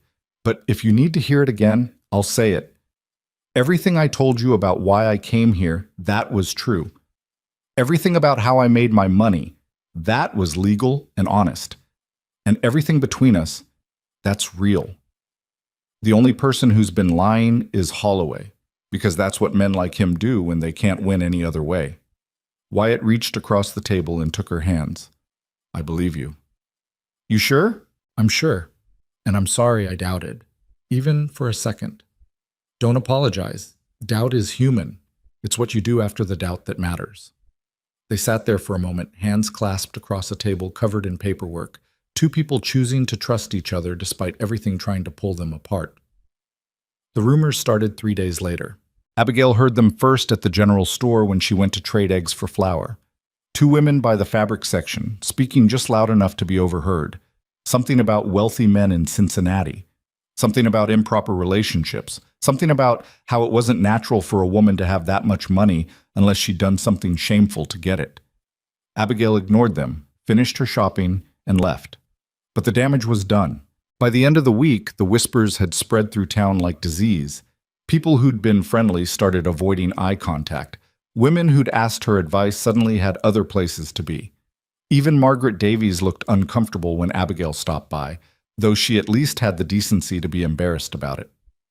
"I don't believe a word of it," Margaret said, kneading bread dough with more force than necessary. "But you know how people talk. And with Judge Holloway being who he is—" "What's he been saying?" Margaret's hand stilled. "He's been asking questions. About your business in Cincinnati, about the men you worked with, making it sound like—" She trailed off. "Like I was sleeping with investors for money." I didn't want to say it that bluntly. "Why not? That's what he's implying, isn't it?" Abigail kept her voice steady. "And people are believing him because it's easier to believe I'm a whore than to believe I'm good at business." "Abigail, it's fine. I've dealt with worse." She picked up her basket. "Thank you for being honest with me, Margaret. That's more than most people have managed." She walked back to the ranch through cold afternoon air, anger burning in her chest. Not at the gossips. She'd expected that. But at Holloway for being smart enough to attack her reputation instead of her property. At herself for thinking she could outrun her past by moving west. At the whole goddamn world for making it so much harder for women to exist without being torn apart. Wyatt was repairing fence when she got home. He took one look at her face and set down his tools. "What happened?" "Holloway's been spreading rumors about how I made my money." "What kind of rumors?" "The kind that question my morals and suggest I earned my fortune on my back instead of through legitimate business." She dropped her basket on the porch. "People are starting to believe him." Wyatt's jaw tightened. "I'll kill him." "No, you won't. That's exactly what he wants, for you to do something stupid that gives him an excuse to have you arrested or worse." "Then what do we do?" "I don't know yet. But we can't fight gossip with violence. We have to be smarter than that." That night, Abigail lay awake thinking. Holloway had taken something intangible, her reputation, and weaponized it. Fighting back meant either proving the rumors false, which was impossible because you couldn't prove a negative, or finding leverage of her own. She thought about everything she'd learned digging through public records. The properties Holloway owned, the businesses he controlled, the way he'd consolidated power over the years. And she thought about what Ernest Davies had mentioned once in passing, that Holloway had been involved in a land dispute with Wyatt's brother 5 years ago. Maybe there was something there. some detail that had been overlooked, some weakness she could exploit. The next morning, she rode into town alone. Wyatt had wanted to come with her, but she'd convinced him to stay and work on the barn. What she needed to do required a delicate touch, and Wyatt's presence would only make people more uncomfortable. She went to the county clerk's office first. Porter, the same clerk who'd married them, looked nervous when she walked in. "Mrs. Hale, what can I do for you?" "I need to see the records for a land dispute. 5 years ago. Involved a man named Hale and Judge Holloway." Porter shifted uncomfortably. "That's public record, but nothing. Get me the file." He brought it out 10 minutes later, a thin folder with barely a dozen pages inside. Abigail sat at a table in the corner and read through every word. The dispute had been simple on its surface. Wyatt's brother, Samuel, had been working a claim on land adjacent to Holloway's property. Holloway had challenged the boundaries, claiming Samuel had built on land that actually belonged to him. The case had gone before a judge, a different judge, not Holloway despite his title, and the ruling had gone against Samuel. He'd been given 30 days to vacate, but the more Abigail read, the more something felt wrong. The survey that established the boundaries had been conducted by a surveyor named Morton Price, who according to the records was an independent contractor. But there was a notation at the bottom of one page, almost too small to see, that mentioned Price had done previous work for Holloway on other properties. Not exactly impartial. Abigail made notes, asked Porter to make copies of specific documents, and paid for them with coins she'd brought. Then she went to the land office and requested maps of the area. The clerk there was younger, less nervous, and more interested in being helpful than avoiding scandal. She spread the maps across a table and studied them carefully. Holloway's property formed a rough L shape around what was now Wyatt's land. Samuel's old claim had been a small strip on the eastern edge. If the survey had been accurate, Samuel had been squatting. But if it hadn't, Abigail traced the property lines with her finger. Water rights. That's what this was really about. Samuel's claim had included access to the same creek that now ran through Wyatt's property. If Holloway had gotten Samuel's land, he would have controlled the water source. And without water, Wyatt's property would have been worthless. But Samuel had fought the ruling and died that winter before he could appeal. Convenient. Abigail rolled up the maps and thanked the clerk. Then she went to the newspaper office, a cramped building that smelled like ink and old paper, and asked to see back issues from 5 years ago. The editor, a thin man with spectacles and ink-stained fingers, seemed delighted to have a customer interested in his archives. He pulled out bound volumes of past issues and left her alone with them. She found the article about Samuel's death in the January edition. Brief. Matter of fact. A man named Samuel Hale had been found frozen to death in a line shack 20 miles north of town. No foul play suspected. Exposure and pneumonia. Burial in the town cemetery. But there was another article 2 weeks later, smaller, tucked on the third page, about how Samuel Hale's claim had been purchased by Judge Holloway for unpaid taxes, legal and proper. Nothing unusual, except Samuel had only been dead 2 weeks, barely long enough for a body to be buried, let alone for tax liens to be filed and property to change hands. Abigail felt something cold settle in her stomach. She kept reading, going back through issues from that year, looking for any other mentions of Holloway, Samuel, or property disputes. What she found was a pattern. Over 5 years, Holloway had acquired nearly a dozen properties, most of them small claims, barely profitable on their own. But together, they created a network of water access and grazing rights that made his larger holdings significantly more valuable. And in almost every case, the previous owner had faced some kind of hardship, debt, illness, legal trouble, that forced them to sell quickly and cheaply. Nothing technically illegal, but the pattern was clear. Holloway found weaknesses, exploited them, and waited for people to break. Abigail closed the bound volumes and sat back. This was what she needed. Not proof of a crime, she didn't have that, but proof of a pattern. Proof that Holloway had done this before and would do it again. Proof that what was happening to them was part of a larger strategy, not just a personal vendetta. She left the newspaper office and walked back to where she'd left the wagon. The sun was setting, painting the sky orange and red. People passed her on the street, some nodding, some deliberately looking away. She ignored them all. When she got back to the ranch, Wyatt was waiting on the porch. He stood when he saw her, worry written across his face. "Where were you? You've been gone all day." "Working." She climbed the porch steps and kissed him, quick and firm. "And I found something." Inside, she spread her notes and copied documents across the kitchen table. Wyatt leaned over her shoulder, reading. "What am I looking at?" "Evidence. Not of anything illegal. I don't think Holloway's stupid enough to break laws he can get caught for. But evidence of how he operates. A pattern of going after small landowners, finding their weaknesses, and pushing until they either sell or lose everything. Like what he's doing to us. Exactly like what he's doing to us. Except we're not going to break." She tapped one of the documents. "Look at this. The surveyor who said your brother was squatting on Holloway's land? He'd worked for Holloway before. Multiple times. I can't prove the survey was falsified, but I can prove there was a conflict of interest that should have disqualified him as an impartial witness." Wyatt's hands curled into fists. Samuel was right. He tried to tell people the survey was wrong. Nobody listened. Because Holloway had money and influence, and your brother didn't. But we're different. We have resources. We have proof of a pattern. And we have something else. I know how men like Holloway think, how they operate, and I know their weaknesses. What weaknesses? Pride. Overconfidence. They win so often they start to believe they're untouchable. They get careless. Abigail gathered the papers into a neat stack. Holloway thinks he's already won. He thinks spreading rumors about me will be enough to drive us out or turn us against each other. He's not expecting us to fight back with anything except anger. So what do? We go public. We take everything I found today, the pattern of property acquisitions, the questionable survey, the convenient timing of your brother's death, and the tax sale. And we make sure everyone in this county knows about it. Wyatt looked skeptical. People already believe Holloway. Why would they believe us? Because we're not asking them to believe us. We're asking them to look at facts, dates, documents, public records, and we're going to connect it to what he's doing now, trying to force us out the same way he forced out your brother and a dozen other families. People might ignore one story, but they can't ignore a pattern. How do we get them to listen?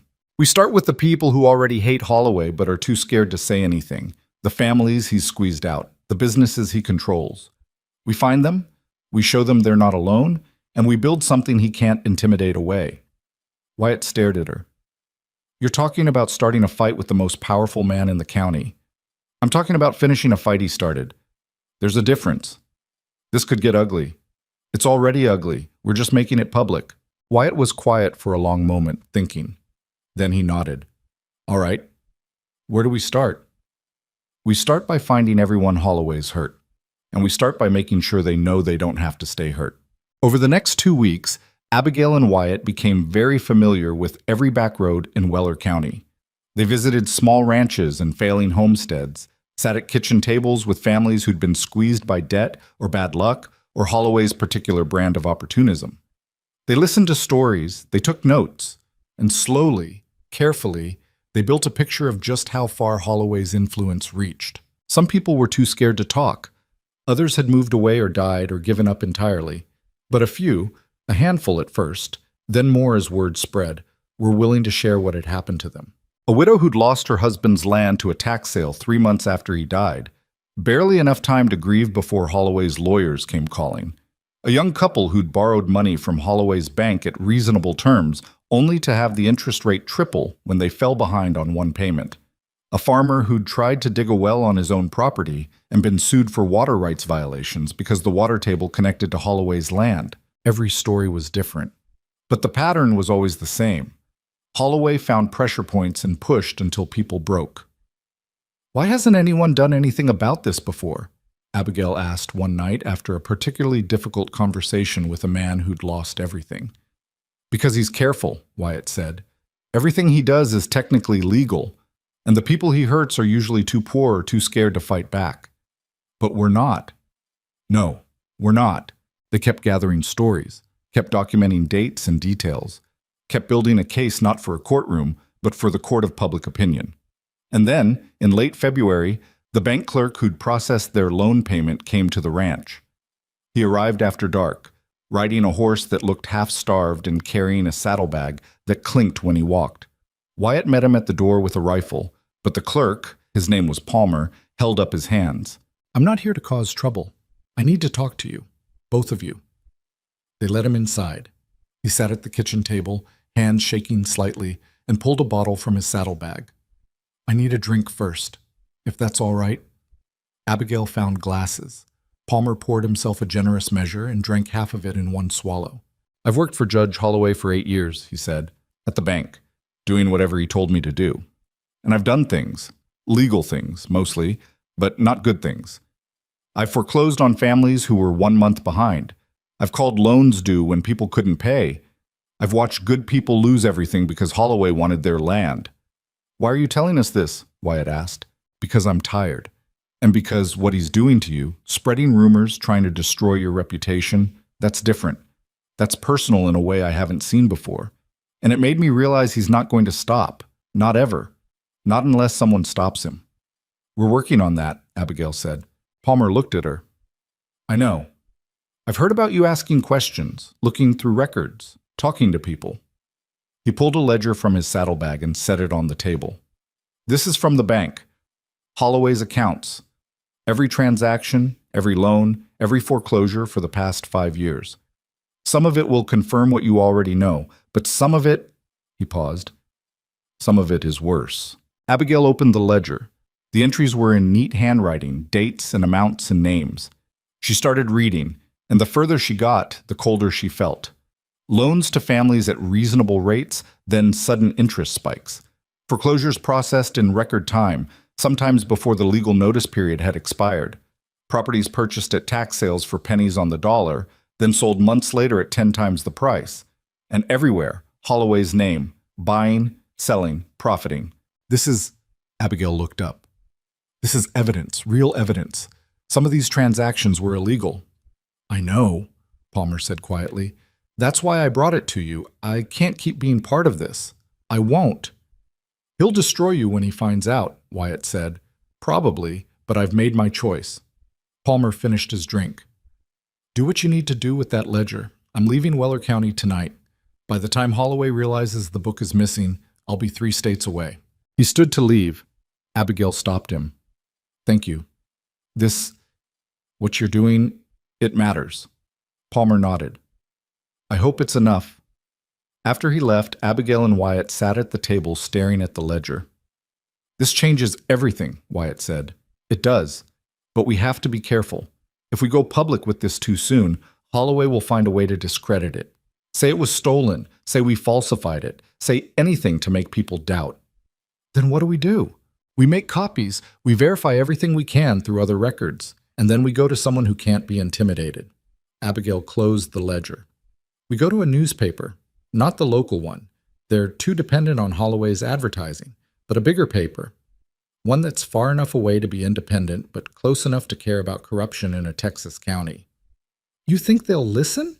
I think they'll listen to documented evidence of illegal foreclosures and financial fraud, especially when it's backed up by a dozen families willing to tell their stories. Wyatt leaned back in his chair. He's really going to hate us after this. He already hates us. Now we're just giving him a reason. They worked through the night, copying entries from the ledger, cross-referencing them with documents Abigail had collected, building a case that was airtight enough to survive scrutiny. By dawn, they had a file thick enough to choke a horse, and a plan that was either brilliant or suicidal. Probably both. 3 days later, Abigail rode to Austin. She left Wyatt behind to watch the ranch. Holloway would be looking for any excuse to cause trouble while she was gone. And an empty house was too tempting a target. The trip took 2 days each way, but she came back with an agreement from a newspaper editor who specialized in corruption investigations and a promise that the story would run within 2 weeks. When she told Wyatt, he pulled her close and held her for a long moment. You know this is the point where he stops playing games, right? Once that story runs, he's going to come at us with everything he's got. I know. And you're still sure about this? I'm sure. She pulled back to look at him. We didn't start this fight, but we're going to finish it. Together? Together. Outside, the Texas winter was finally breaking. Spring was coming, and with it, the storm they'd been building toward since the day Abigail refused to leave. The newspaper article hit Weller County like a lightning strike on a dry summer day. The Austin paper ran it on the front page with a headline that didn't pull punches. Judge accused of systematic land theft through fraudulent banking practices.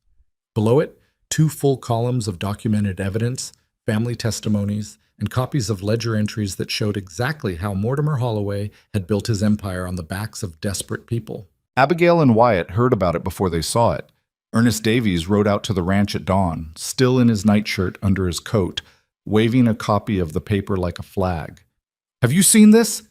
he shouted before he'd even climbed down from his horse. "The whole county's going to see this. Everyone. This is evidence," Abigail said calmly, though her heart was hammering. "It's evidence, that's all." "That's all?" Davies laughed, slightly hysterical. "Abigail, you've just declared war on the most powerful man in 3 counties. This isn't evidence. This is a bomb." Wyatt took the paper and read through it slowly, his finger tracing each line. When he finished, he looked at Abigail with something like awe. "You really did it." "We did it," she corrected. "Every person who talked to me. Palmer, who brought us the ledger. You for backing me up when I went to Austin. This wasn't just me." "But you started it," Wyatt said. "You lit the match." Davies was pacing now, nervous energy radiating off him. "Holloway's going to come after you. You know that, right? He's not going to just accept this. He's going to fight back with everything he's got." "Let him," Abigail said. "We've got the truth." "What's he got?" "Money. Power. Half the county officials in his pocket." Davies stopped pacing. "I'm not trying to scare you. I'm trying to make sure you understand what you're up against." "We understand," Wyatt said, "but we're not backing down." Davies looked at them both for a long moment, then nodded. "All right, then you should know. Margaret and I are with you. Whatever happens, we're on your side." "Thank you," Abigail said quietly. "That means more than you know." After Davies left, they sat on the porch and waited. The morning was cool and clear, the kind of spring day that made you believe winter was finally letting go. Birds called from the cottonwoods by the creek. The chickens scratched in their pen. Everything looked peaceful, but Abigail could feel the storm coming. It arrived 2 hours later in the form of Sheriff Clayton Mills, a man who'd been elected with Holloway's money, and everyone knew it.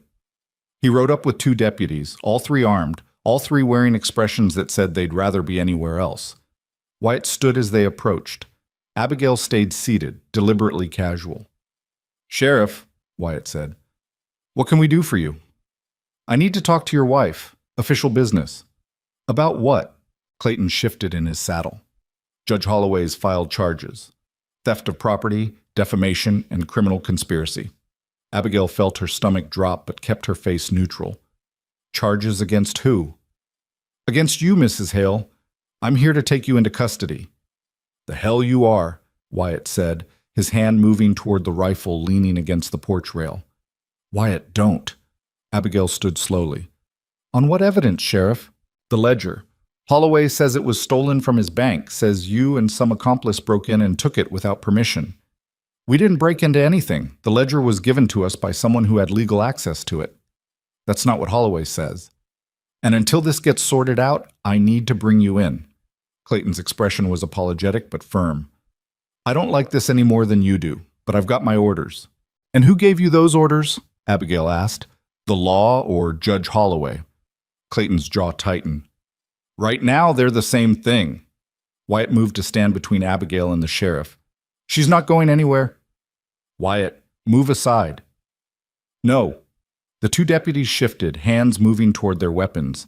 The air went tight and dangerous. Abigail put her hand on Wyatt's arm. "It's all right."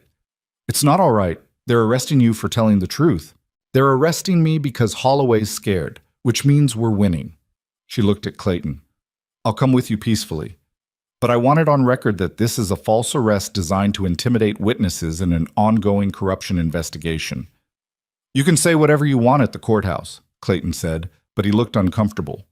Abigail kissed Wyatt quickly. "Get a lawyer, a good one from outside the county. Don't let Holloway control the narrative." "I'm not leaving you in a cell." "You're not. You're getting me out." She squeezed his hand. "Trust me. This is part of the fight. We knew it was coming." She climbed onto the back of one of the deputy's horses, sitting behind him like cargo, and they rode toward town.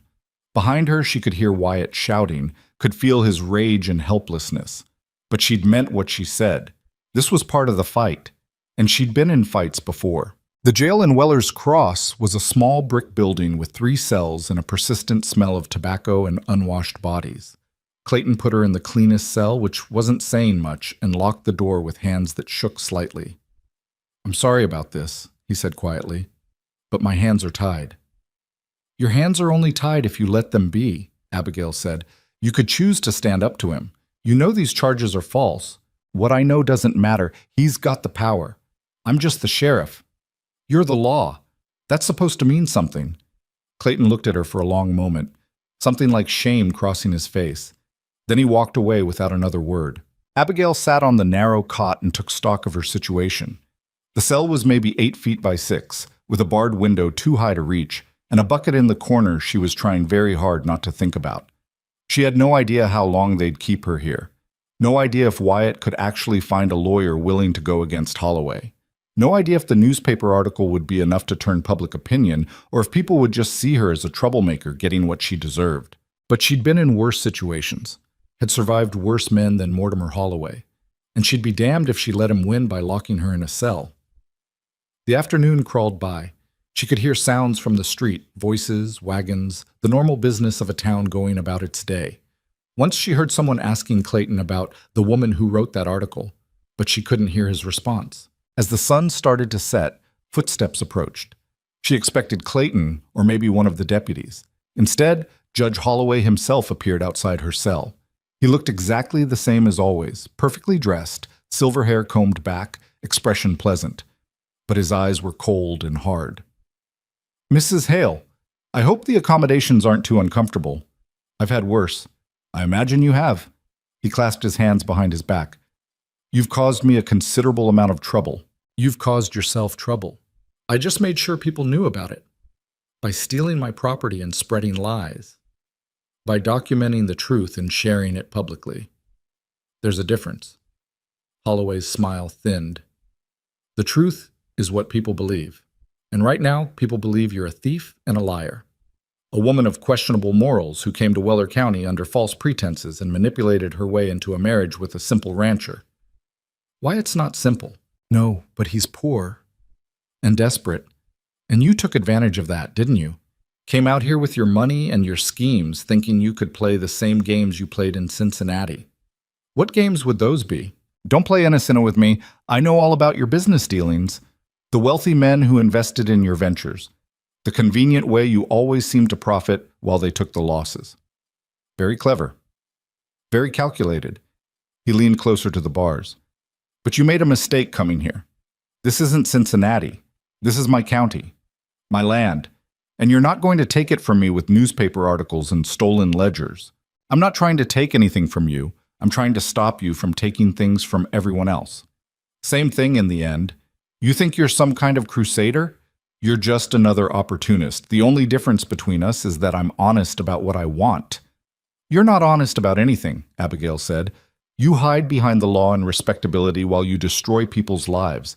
At least I own what I've done." Holloway straightened. "We'll see how much you own when this goes to trial. Grand theft, defamation. Those are serious charges. You could spend years in prison. Only if you can prove them. And something tells me your evidence isn't quite as solid as you're pretending. My evidence is that ledger, which was taken illegally from my bank, by someone who had every legal right to access it as your employee. That's not theft. That's whistleblowing. The employee in question has disappeared. Without him to testify, it's your word against mine, and I think we both know whose word carries more weight in this county." He was right, and they both knew it. Without Palmer to confirm how the ledger had been obtained, Holloway could spin any story he wanted. And a jury of local people, most of whom depended on Holloway's businesses in one way or another, would believe whatever version kept them safe.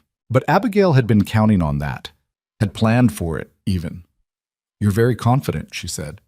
"I have reason to be." "Then why are you here? If you're so sure you've won, why bother visiting me in a cell? Why not just wait for the trial and watch me lose?" Holloway's expression flickered. "Just for a second. Just enough. I'm giving you a chance to do this the easy way. Drop the accusations. Admit the article was based on falsified evidence. Leave Weller County quietly with your husband, and I'll make the charges disappear. And if I don't?" Then I'll destroy you. Your reputation, your marriage, your freedom, everything. And when I'm done, Wyatt will lose his land anyway because he won't be able to keep up with the taxes. You'll both end up with nothing. Abigail stood and walked to the bars, close enough to see the calculation in Holloway's eyes, close enough to smell his expensive cologne. You came here to make me an offer because you're scared. The article rattled you. The evidence rattled you. And now you're trying to contain the damage before it gets worse. She smiled. But it's already worse, isn't it? Because even if you lock me up, even if you win in court, people are asking questions now, looking at their own dealings with you differently, wondering if maybe they've been cheated too. You have no idea what you're talking about. I know exactly what I'm talking about.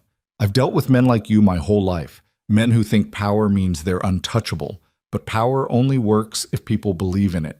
And once that belief cracks, it all comes tumbling down. She stepped back from the bars. So no, I'm not taking your offer. I'm not leaving, and I'm not backing down. You want to fight this in court? Fine. Let's see how your evidence holds up under scrutiny. Let's see how many of those families I talked to are willing to testify.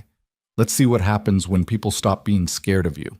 Holloway stared at her for a long moment. Then he turned and walked away without another word. Abigail sat back down on the cot, her hands shaking slightly now that he was gone.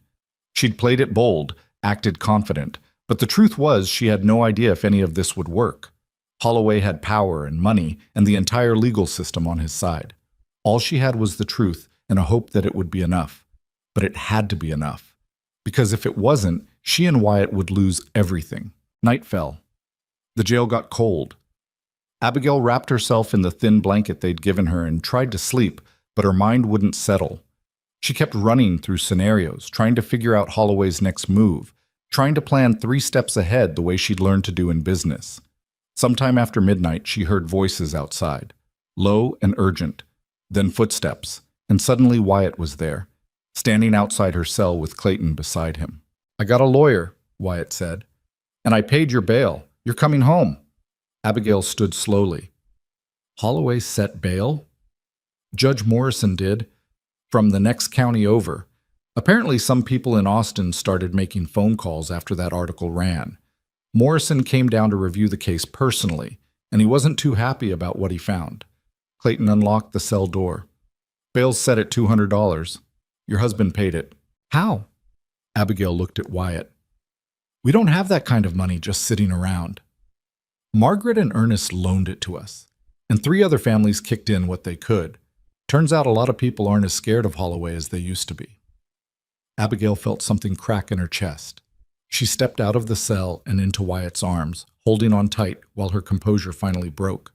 She didn't cry. She was too angry for tears, but she shook, and Wyatt held her through it. Let's go home, he said quietly. They rode back to the ranch through darkness, neither speaking much. But when they got there, Abigail saw lamplight in the windows and horses tied at the fence. Inside, Margaret Davies was making coffee, while Ernest sat at the table with a thin man in a suit who looked like he'd rather be sleeping. This is Roland Fisher, Wyatt said. He's a lawyer from Austin, specializes in civil rights cases and corruption prosecution. Fisher stood and shook Abigail's hand. Mrs. Hale, I've read your case, and I have to say, it's one of the more blatant examples of retaliatory prosecution I've seen. We're going to get these charges dismissed. How long will that take? Depends on how hard Holloway fights. But Judge Morrison is already skeptical of the charges. And after that article ran, there's a lot of pressure from outside the county to investigate Holloway's business practices. The timing of your arrest looks suspicious, like witness intimidation. That's exactly what it is, Abigail said. I know, and we're going to prove it. Fisher pulled out a stack of papers. But first, I need you to tell me everything. Start from the beginning and don't leave anything out. They talked until dawn. Abigail went through every detail, the ledger, the families she'd interviewed, Palmer's testimony, the pattern of property acquisitions. Fisher took notes, asked questions, and occasionally swore under his breath when she described something particularly egregious. This is good, he said finally. Better than good. This is a prosecutor's dream, but here's the problem. Holloway's smart. He's not going to go down easy. He's going to attack your credibility, drag up everything he can from your past, make you look like the criminal instead of him. Let him try, Abigail said. I'm not hiding anymore. Good, because you're going to have to be willing to testify, in detail, about your business in Cincinnati, about your finances, about everything. And it's going to be ugly. I know. Fisher looked at Wyatt. And you're going to have to support her through it, because they'll come after you too. Try to make it look like you're just a pawn in her schemes. I'm no one's pawn, Wyatt said flatly. I believe you, but you'll have to prove it to a jury. They spent the next week preparing. Fisher interviewed every family Abigail had talked to, built timelines, cross-referenced the ledger with public records. He also brought in a handwriting expert to confirm the ledger entries were authentic, and a forensic accountant to analyze Holloway's financial records. Meanwhile, the county was splitting into camps. Some people rallied behind Abigail and Wyatt, angry about what the article had revealed and ready to fight. Others sided with Holloway, either out of loyalty or fear or genuine belief that Abigail was a troublemaker who'd gotten what she deserved. The tension built like pressure before a storm. Then, 1 week before the trial was set to begin, something unexpected happened. Palmer came back. He showed up at the ranch one evening, looking thinner and more nervous than before, but alive and willing to testify. He'd been hiding in Oklahoma, he said, working odd jobs and waiting to see if the article would change anything. When he heard about Abigail's arrest, he'd known he had to come back. I gave you that ledger, he told Fisher. She didn't steal anything. I handed it to her because I knew what Holloway was doing was wrong, and I wanted it to stop. Fisher almost smiled. Mr. Palmer, you just saved this case. With Palmer's testimony secured, the prosecution's case against Abigail collapsed. Fisher filed a motion to dismiss, and Judge Morrison granted it 2 days later. The charges were dropped. Abigail was free. But the fight wasn't over, because now it was Holloway's turn to face charges. The state attorney general's office had gotten involved, and they were building a case against him for fraud, illegal foreclosure practices, and abuse of power. The trial would take months, maybe years. But it was happening, and Weller County was watching. The night after the charges were dismissed, Abigail and Wyatt sat on their porch watching the sun set. They were exhausted, broke, their reputations still tattered, but they were together, and they were free, and that was enough. You know this isn't over, right? Wyatt said. Holloway's not going to prison tomorrow. He'll fight this for years. And even if he loses, he's done enough damage that people aren't going to forget. I know, Abigail said. But we've done what we needed to do. We told the truth. We stood up when it mattered, and we gave other people permission to do the same. Was it worth it? Ask me that when we know how it ends. I'm asking now. Abigail thought about it, about the jail cell and the fear and the way her hands still shook sometimes when she thought about how close they'd come to losing everything. But she also thought about the families who'd found the courage to testify, about Palmer coming back, about Margaret and Ernest and all the other people who'd stood beside them when it would have been easier to look away. Yeah, she said finally. It was worth it. Wyatt reached over and took her hand. They sat there as darkness fell. Two people who'd chosen each other despite everything, who'd fought together and won something important even if the victory was incomplete. Inside the house, the lamp burned warm and steady. Outside, the spring night was cool and full of possibility. And somewhere out there, Mortimer Holloway was realizing that for the first time in 20 years, he was facing consequences he couldn't buy his way out of. But for Abigail and Wyatt, that was tomorrow's concern. Tonight, they were just two people sitting on a porch they'd rebuilt together, holding hands in the darkness, and that was enough. The morning after the charges were dismissed, Abigail woke to find Wyatt already gone from bed. She found him in the barn, mucking out stalls with a kind of focused intensity that told her he was working through something in his head. Couldn't sleep? She asked. He paused, leaning on the pitchfork. Kept thinking about what happens next. Holloway's still out there, still owns half the county. The trial won't start for months, and even then, there's no guarantee he'll be convicted. I know. So what do we do? Just wait and hope the system works? Abigail picked up a second pitchfork and started working alongside him. No, we build something better, something he can't touch. Like what? I'm still figuring that out. But I know this. We can't just tear Holloway down and leave a vacuum. Someone else will fill it. Someone just as bad. Maybe worse. We need to build something that gives people an alternative. Wyatt considered that while they worked in silence for a few minutes. Finally, he said, "You're talking about the clinic, aren't you? The one you mentioned back when this all started." "I'm talking about more than a clinic. I'm talking about investing in this county.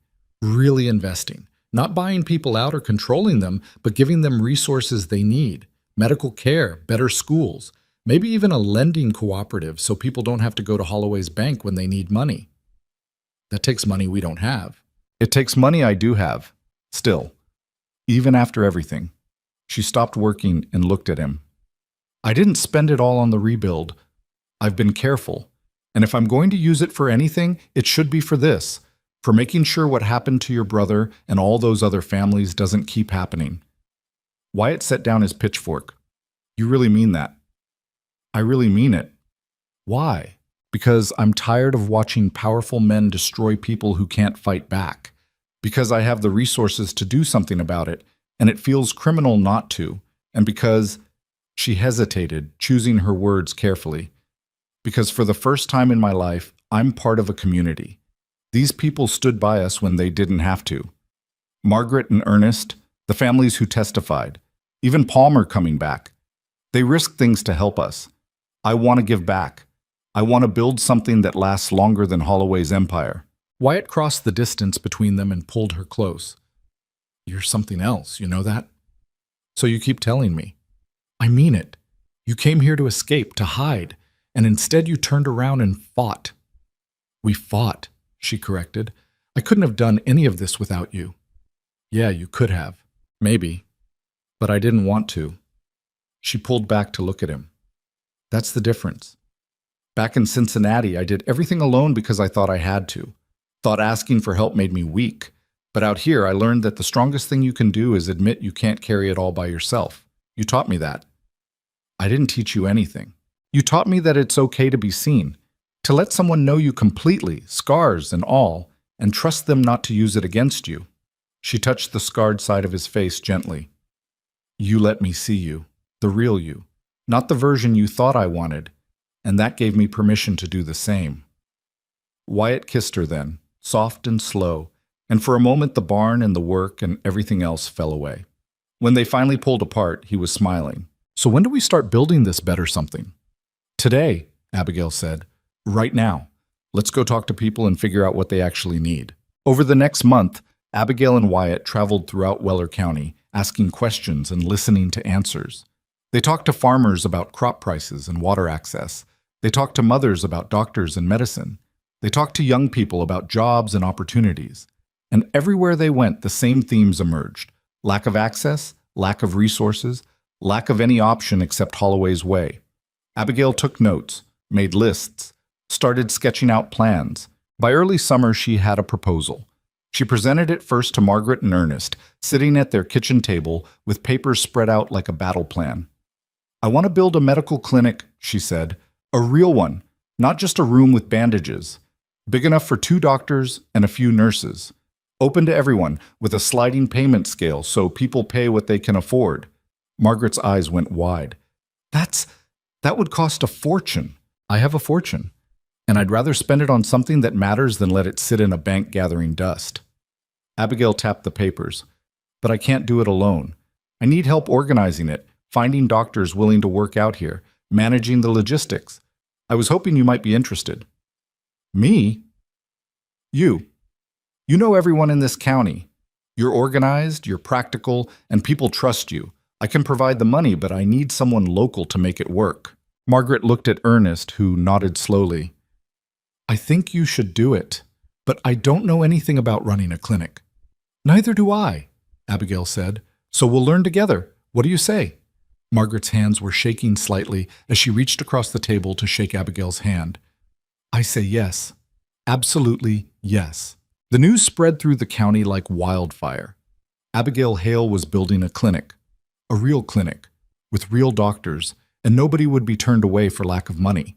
People were skeptical at first. It sounded too good to be true, and in their experience, things that sounded too good usually were. But Abigail had learned something from fighting Holloway. Words didn't matter nearly as much as actions. So instead of making promises, she bought land on the edge of Weller's Cross and hired workers to start construction. The building went up slowly through the summer heat, a solid structure of brick and timber, big enough for examination rooms, a surgery, a small pharmacy, and living quarters for whatever doctors they managed to recruit. Abigail was there almost every day, consulting with the builders, making decisions, adjusting plans. Wyatt worked the ranch during the day and helped with construction in the evenings. They fell into bed exhausted most nights, but it was a good exhaustion, the kind that came from building instead of just surviving. In July, Holloway's trial finally began. The state had built a comprehensive case: fraud, illegal foreclosures, abuse of power, witness intimidation. Holloway's lawyers fought every charge, but the evidence was overwhelming. The ledger Palmer had provided, the testimonies from dozens of families, the pattern documented in public records. Abigail and Wyatt attended every day of the trial, sitting in the back row of the courthouse. They watched Holloway sit at the defense table, still impeccably dressed, still projecting confidence. But there were cracks now. His hair looked grayer, his face more drawn. The absolute certainty that had always defined him was gone, replaced by something that looked almost like fear. The prosecution called witness after witness: families who'd lost their land, farmers who'd been ruined by predatory loans, the widow who'd been given 30 days to grieve before Holloway's lawyers came for her property. Each story was different, but they all painted the same picture: a man who'd built an empire on the suffering of others and never lost a night's sleep over it. When it was Abigail's turn to testify, she walked to the stand with her head high. The prosecutor asked her about the ledger, about her investigation, about what had motivated her to take on such a powerful man.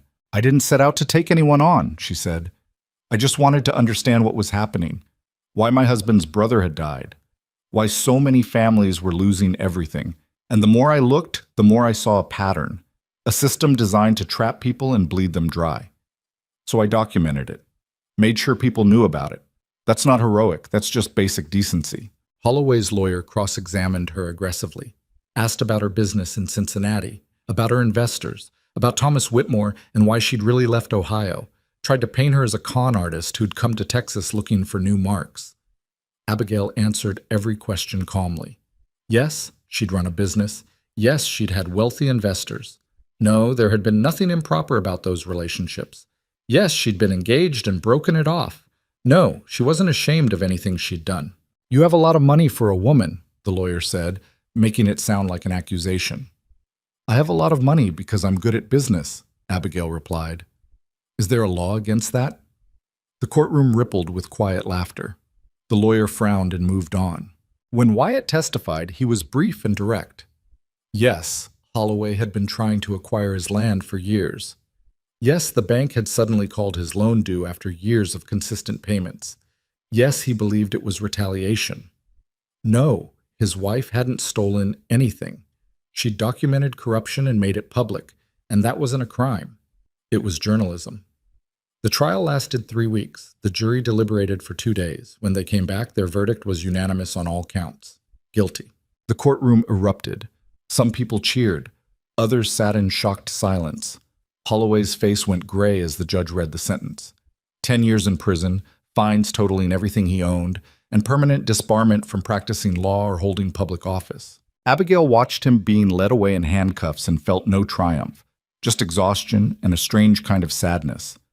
Because Holloway wasn't a monster. He was just a man who'd convinced himself that winning was the only thing that mattered, and that had made him monstrous. Outside the courthouse, reporters swarmed them. Abigail answered a few questions, deflected others, and then she and Wyatt walked back to their wagon through the summer heat. "It's really over," Wyatt said. "This part is. But there's still work to do. The clinic, and everything else.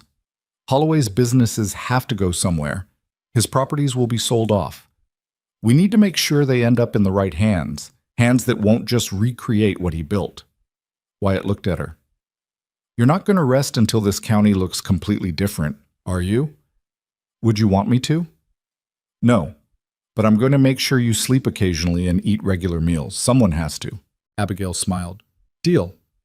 The clinic opened in September just as the weather started to cool. They'd found 2 doctors willing to relocate. A young couple from Louisiana who'd been looking for a place to practice where they could actually help people instead of just serving the wealthy. They moved into the quarters above the clinic and started seeing patients immediately. The first week was chaos. People who'd been sick for months, years even, finally had somewhere to go for help. The waiting room overflowed. The doctors worked 14-hour days. Margaret organized everything with ruthless efficiency, creating schedules and systems and making sure nobody fell through the cracks. Abigail watched it all from the sidelines, occasionally helping where she could, but mostly just observing. This was what money could do when it was used right, not to control or dominate, but to fill gaps and create possibilities. One evening, she found Wyatt standing outside the clinic watching people come and go. "You did this," he said. "We did this, all of us. But it started with you, with your money and your stubbornness and your refusal to accept that things had to stay broken. I just saw a problem and tried to fix it. That's more than most people do. Most people see problems and figure someone else will handle it, or that it's too big to fix, or that it's not their responsibility." He turned to look at her. "But you don't think like that. You see something wrong, and you go after it, like it's the most natural thing in the world." It is natural. At least it should be. We're all responsible for the world we live in. Pretending we're not doesn't make it true.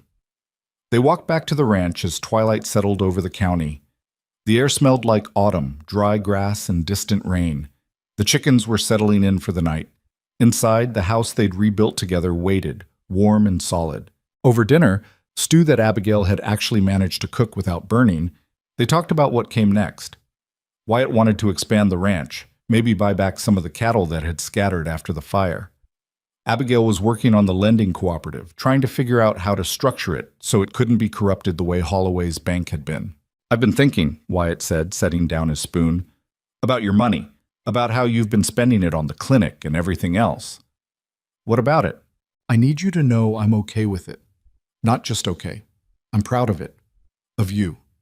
I spent so long thinking I had to do everything myself that accepting help was weakness. But watching you these past few months, seeing how you use resources to actually help people." He paused. "You've taught me that having money isn't the problem. It's how you use it, and you're using it right." "Thank you," Abigail said quietly. "That means a lot.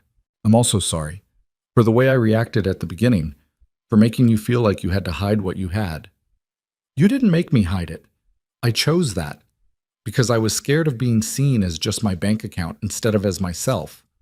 But you saw me anyway. You saw me before you knew about the money, and you kept seeing me after. That's not something I ever thought I'd find." Wyatt reached across the table and took her hand. "I love you, not despite the money or because of it. Just you. All of you. I know, and I love you. All of you. The stubborn parts and the scared parts and everything in between." They sat there holding hands across the table while the lamp burned low and the night deepened outside.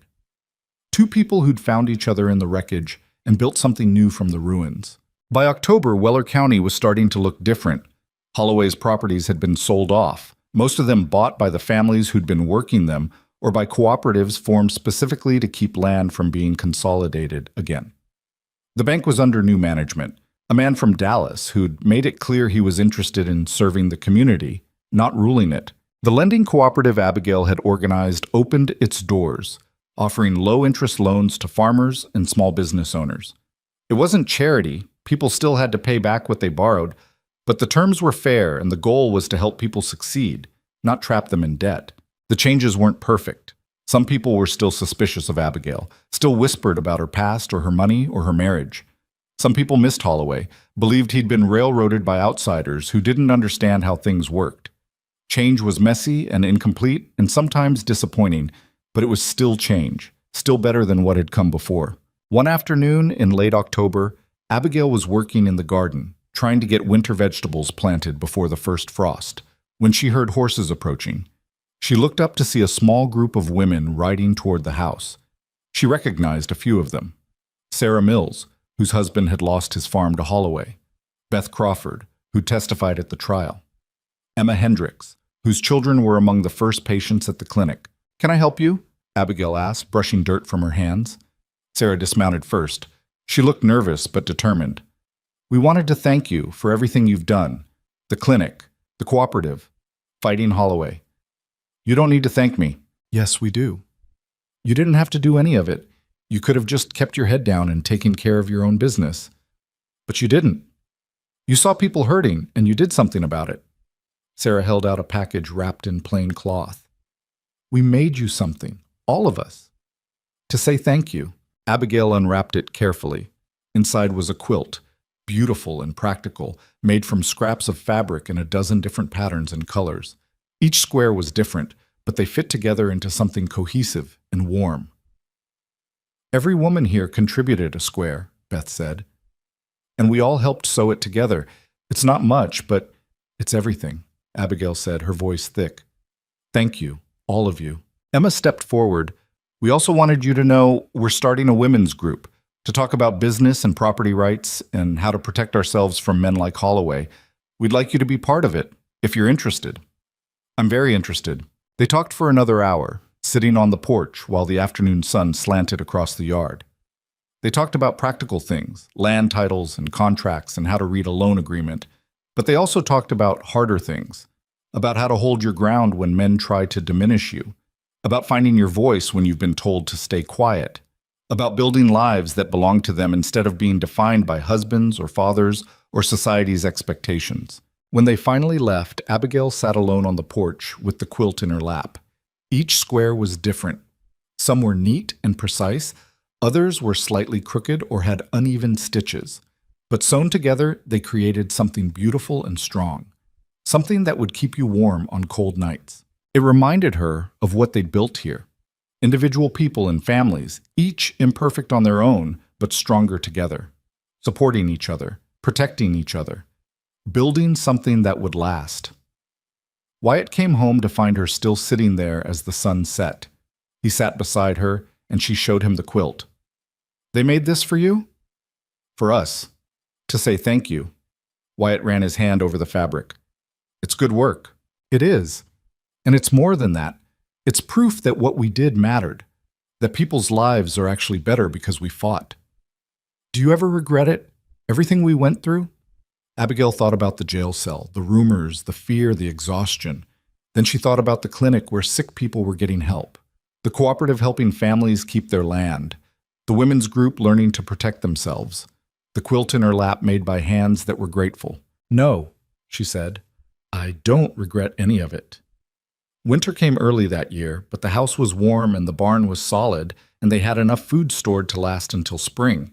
Wyatt's reading had improved enough that he could get through an entire newspaper without help, and sometimes he'd read aloud to Abigail while she sewed or cooked.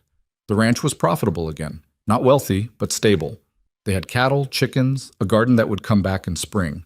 They had everything they needed. One evening in December, with snow falling soft outside the windows, they sat at the kitchen table working on ledgers. Wyatt was doing the ranch accounting. Abigail was reviewing the clinic's finances. The lamp burned steady between them. We need to hire another nurse, Abigail said. The doctors are overwhelmed. Can the clinic afford it? If I contribute a bit more, yes, but I'm also thinking we should start fundraising locally. Get the community invested. Make it something that belongs to everyone, not just me. That's smart. Wyatt made a notation in his ledger. I was thinking we should build another room onto the house. Maybe 2. In case... He trailed off. In case what? In case we end up needing more space. Someday. Abigail looked up at him. Are you talking about children? I'm talking about the future, whatever that looks like. He met her eyes. Would you want that? Kids? I don't know. I never thought about it much back in Cincinnati. Seemed impossible when I couldn't even figure out how to build a life I wanted for myself. She set down her pen. But now? Maybe, if it happened. But only if it happened naturally. I don't need it. I just need you. I know. She reached across the table and took his hand. And that's exactly why I might want it. Because you don't need me to be anything except what I am. And that's the first time anyone's ever given me that gift. They sat there in comfortable silence, hands clasped, imagining possible futures, children or no children. Expanding the ranch or just keeping it steady, growing old together in the house they'd built from ashes. Whatever came, they'd face it together. By spring, the county had settled into its new normal. The clinic was thriving. The cooperative had helped a dozen families refinance crushing debts. The women's group was meeting weekly and starting to talk about property rights legislation at the state level. And Holloway's empire had been dismantled completely. His properties sold off, his businesses restructured or dissolved. The man himself was in prison, and his name had become shorthand for everything people wanted to leave behind. Abigail and Wyatt planted the garden together that spring, working side by side in the warm dirt. The chickens pecked around them. The cattle grazed in the distance. Everything was ordinary and extraordinary at the same time. "Do you ever think about Cincinnati?" Wyatt asked as they worked. "Sometimes, but not often. That was someone else's life." "You miss any of it?" "Not really. Maybe Margaret's biscuits, but that's about it." She paused, considering. "Actually, that's not true. I miss being invisible sometimes. Before all this, nobody knew who I was. Nobody cared. Now everyone has an opinion about me." "Regret being visible?" "No, but it's harder. Takes more courage to let people see you than to hide, and some days I'm tired of being courageous." "You don't always have to be. That's what I'm here for." Abigail smiled. "To be courageous for me? To be steady when you're tired. Same way you're steady when I am. That's how this works, right? We take turns." "Yeah, that's how it works." They finished planting as the sun climbed higher. When they were done, they stood at the edge of the garden, looking at the neat rows of turned earth where seeds were already beginning their work underground, invisible but vital. "You know what I learned from all this?" Wyatt said suddenly. "What?" "That home isn't a place. It's not land or a house or even a county. It's the person standing beside you when everything else is uncertain. You're my home, Abigail. You have been since the day you refused to leave." Abigail felt something crack open in her chest. Not breaking, but opening, making space for something she'd been scared to hold too tightly. "You're my home too," she said. "The first real home I've ever had." They walked back to the house together, and Abigail realized something she'd been too scared to admit before. She'd spent so long running from judgment and disappointment that she'd forgotten what it felt like to be completely known and completely accepted. To be seen for everything you are, flawed and strong and complicated, and be loved not despite those things, but because of them. That's what Wyatt had given her. Not a house or a ranch or even a marriage certificate. He'd given her permission to be fully herself without apology or pretense, and in return, she'd given him the same gift. That evening, they sat on the porch they'd built together, watching the sun set over land they'd fought to keep. The sky was on fire with orange and red and gold, the kind of sunset that makes you believe in second chances. "Do you remember what I said when you first got here?" Wyatt asked. "When I told you to leave?" "I remember." "I was wrong. You shouldn't have left. And I'm grateful every day that you didn't." "I'm grateful too. For the first time in my life, I'm exactly where I'm supposed to be." Even with everything that happened, Holloway and the trial and all the rest, especially because of that.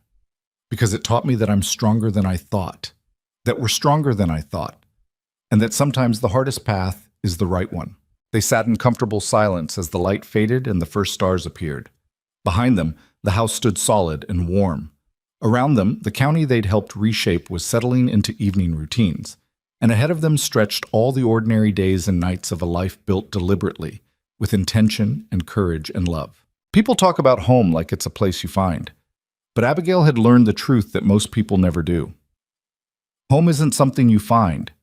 It's something you build, with your own hands and someone else's, with hard work and honest mistakes and the refusal to quit when things get difficult.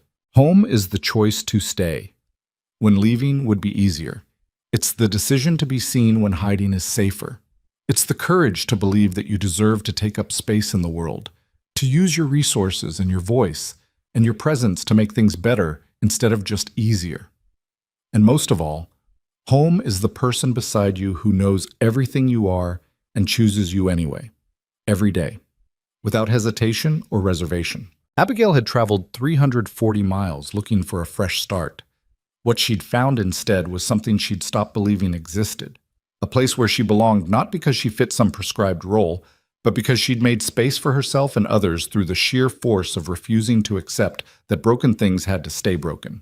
She'd come to Texas running from a life that didn't fit. She'd stayed to build one that did. And somewhere in between, she'd learned that the bravest thing you can do isn't fighting dragons or conquering kingdoms. It's letting yourself be known completely and trusting that the person who knows you won't use that knowledge to hurt you. That's what love is. Not the poetry or the romance or the grand gestures. It's the quiet certainty that you can be your full, messy, complicated self and still be chosen. Every single day. Wyatt stood and offered his hand. "Come on, let's go inside." Abigail took it and let him pull her to her feet.